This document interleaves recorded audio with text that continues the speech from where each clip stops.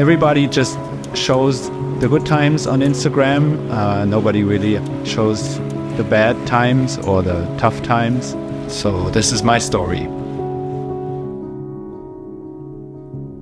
In August of 2020, I was going through a very bad breakup with my girlfriend back then that sent me into like a downward spiral or like a deep hole. The size of this hole, it's kind of hard to describe. It was bottomless. You wake up in the morning, you're tired, you're depressed, you're sad. This goes on for the rest of the day. It gets so bad that I started crying around noon every day, and I had to call Chris, a good friend of mine, to like comfort me through these times. Yeah, it got worse and worse. I moved in with my parents because I couldn't like handle my day-to-day life anymore. I remember one day a good friend of mine asked me if there's anything to hold on to anymore, but there was nothing.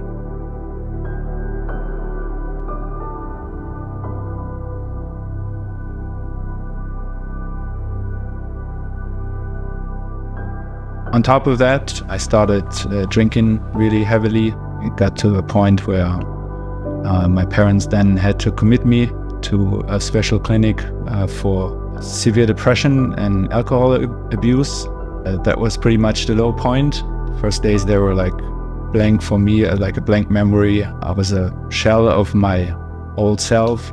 What kept me going there was the thought of talking to this ex-girlfriend again one day, although I knew that wouldn't be possible because she made it pretty clear to me she didn't want to do that. And while I was in that clinic for like 6 weeks, I believe it was, I thought about a way to show her I was thinking of her, or a way of like an apology, like an excuse, because I couldn't really commit.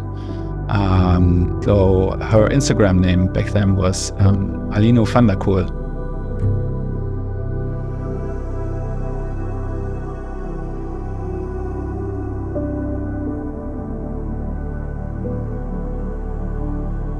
There's no other reason behind it than just it being her Instagram name. And that's when Superkool was born.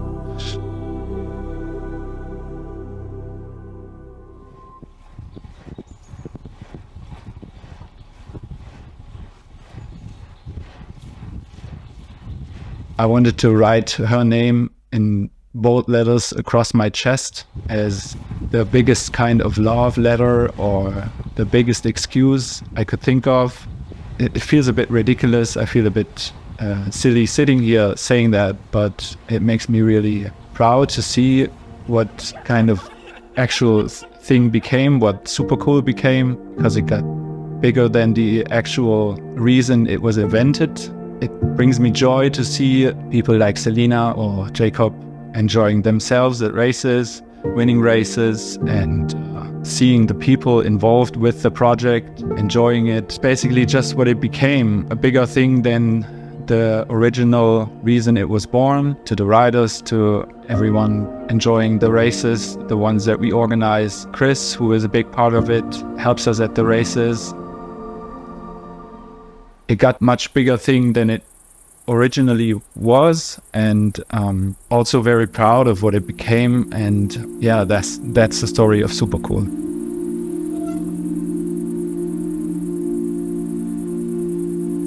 So I guess the message that I'm trying to get over is it doesn't matter how bad times get or how dark times get, you have to keep going because it's not over.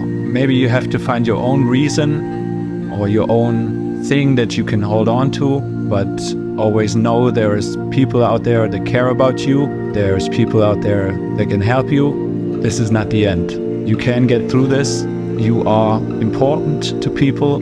You are worth everything to certain people, and you just have to keep going, get help, and get better. My name is Martin. I've had to fight depression for the most part of the last 10 years. I've had to battle alcohol, but I'm still here, still doing my thing. I'm better than I was 2 or 3 years ago. Yeah, that's it.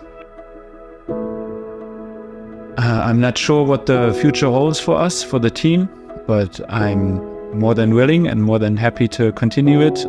We've just signed Amanda from Canada. She's a young girl who loves racing, who I love seeing racing, just like Selina and Jakob and Matthias. Brings me a lot of joy doing this, and I'll keep doing this even though I might not be racing myself. It's worth the fight. It's worth the hard times. There's always good times ahead. See?